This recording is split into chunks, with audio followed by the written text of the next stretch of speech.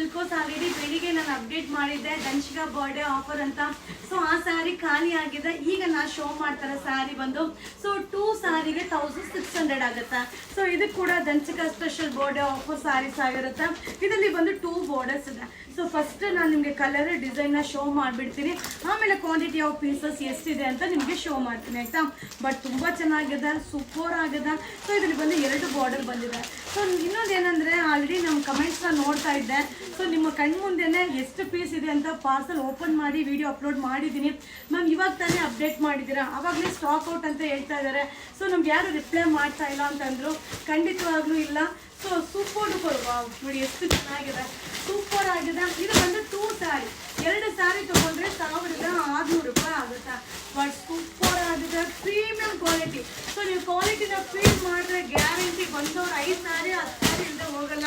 ಅದರಲ್ಲೂ ಈಗ ಟ್ರೆಂಡಿಂಗಲ್ಲಿರೋ ಸ್ಯಾರಿ ಆಗಿರೋದ್ರಿಂದ ಅಲ್ಟಿಮೇಟ್ ಆಫರ್. ಸೊ ನನ್ನ ಮಗಳ ಬರ್ಡೇ ಸ್ಪೆಷಲ್ ಆಫರ್ ಆಗಿರುತ್ತೆ.